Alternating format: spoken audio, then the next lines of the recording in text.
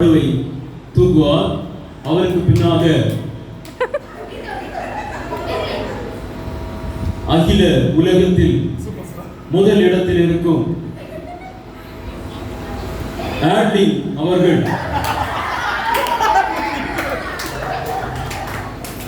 இந்த எடையை தூக்குவார்கள். அதற்கு பின்பதாக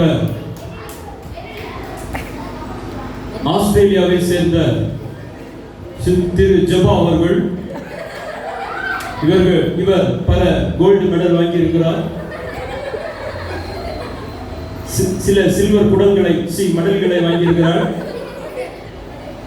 வந்து உங்களை மகிழ்விப்பார்கள். முதலாவதாக திரு கிறிஸ் அவர்கள். எல்லாரும் கைத்தட்டி உற்சாகப்படுத்துங்கள்.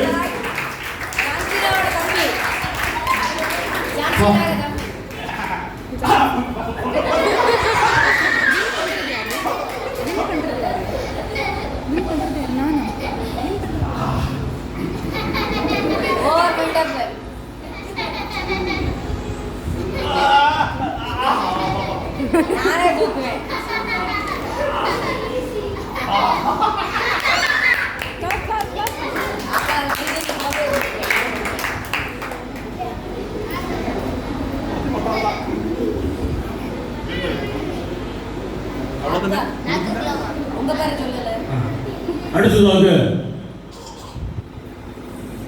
மிகவும் வலிமை மிக்க, அவரை பார்த்தாலே படையை நடுங்கும் அவர் இப்பொழுது இந்த பழுவை இது என்ன அதிசயம்,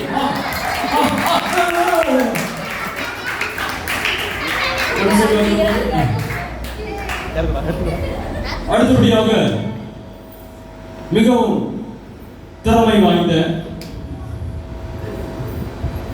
ஆஸ்திரேலியாவை சேர்ந்த திரு ஜபா அவர்கள் வந்து இந்த பழுவை தூக்குவார்கள். இவர் மிகவும் லெகுவாக தூக்கக்கூடியவர். இப்பொழுது உங்கள் மத்தியிலே வருவார்.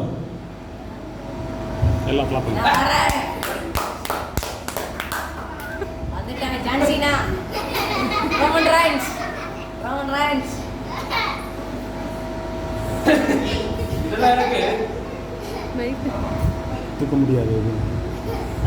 இதெல்லாம் எனக்கு சிம்பிள். நான் 500 kg எல்லாம் அசால்ட்டா தூக்குவேன். இதுக்கு முன்னாடி யாரெல்லாம் தூக்குறாங்க?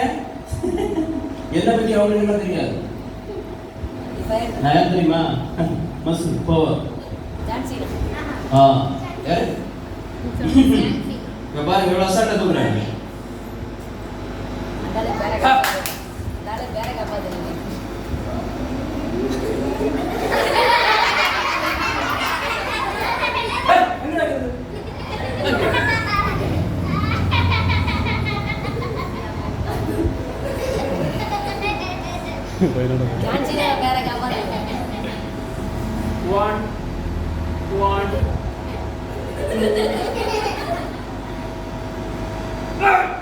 அவ்வளோ வந்து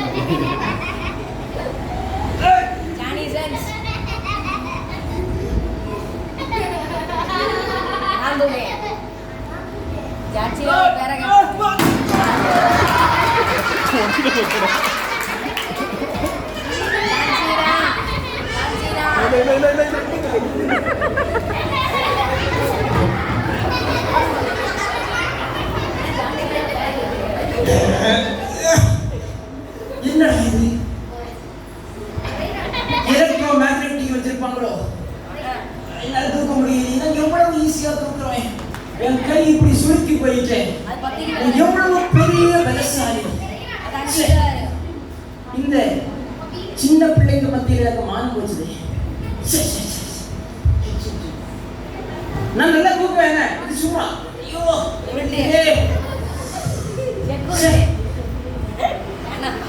இதுவரைக்கும் நான் தோல்வியே பார்த்ததில்லை.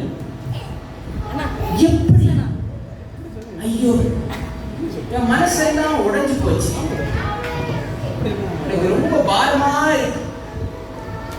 என் வாழ்க்கையை நான் சின்ன வயசுல இருந்தே நான் இந்த தூக்குறதுக்கு பிராக்டிஸ் பண்ணிட்டு இருக்கிறேன். நான் ஹார்லிக்ஸ் குடிக்கிறேன், நான் காம்ப்ளான் குடிக்கிறேன்.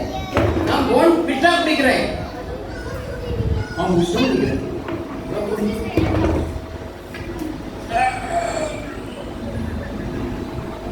ரொம்ப உருட்டு. ரொம்ப உருட்டு. டேடி என்னாச்சு? ரொம்ப சோகமா இருக்கு போல இருக்குது. ஐயோ நான் சே எனக்கு ஊருக்கு நான் எப்படி போவேன்? டிவியில எல்லாரும் பார்த்துருப்பாங்கல்ல லைவ்ல. சே நான் தான் தூக்கிட்டேன். நீ தான் ரெண்டாவது தூக்குன. நீ வெயிட்ட கூட்டிட்டீங்க இல்ல? என்ன ஆச்சு? இல்லடா, நீ உன்னோட சுய பலத்தை நீ நம்பி இருக்க. ஆமா.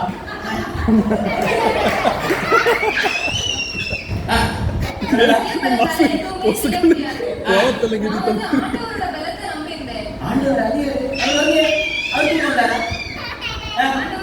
பலத்தை நம்ம நம்பி இருந்தா நம்மளால எதையுமே லகுவாக பண்ண முடியும். நம்ம சுய பலத்தை நம்பி இருந்தா இப்படிதான் எல்லாத்தையுமே நம்ம நான் மசில் பவருக்கு வேண்டி டெய்லி 2000 ரூபீஸ் செலவு பண்றேன். அதுல முடியாதுன்னா உங்க ஆண்டவரால முடியும். அதெல்லாம் இருக்கட்டும். ஆனா நீ உன்னோட பலத்தையே பெருசுன்னு சொல்லி உன்னோட என் பலத்தை பேர் பெருசு. நான் யார் தெரியுமா? என் பேர் கூகுள்ல டைப் பண்ணி பாருங்க. என் திறமை எல்லாம் வெளியே வரும். சொல்லுங்க. நீ வீட்ல உன்னோட வேணும். பலத்தை நம்பி இருந்தனாலதான் இன்னைக்கு பாத்தியா உன்னோட மானமே கப்பல் ஏறிடுச்சு. எல்லா டிவி சேனல் எல்லாம் இவ்வளவு பெரிய ஃபேமஸ் ஆயிருந்த நீ இன்னைக்கு இப்படி அவமானப்பட்டு நிக்கிற. ஆண்டவரோட பலத்தை நம்பி இருந்தேன்னா நீ இன்னைக்கு நல்ல லெவல்ல நீ பெரிய இது வாங்கியிருப்ப. அவார்டு. சரி நான் அது என்ன இது நான் இந்த எனக்கு உடம்புல எல்லாம் ஓகே பிரச்சனை இல்ல.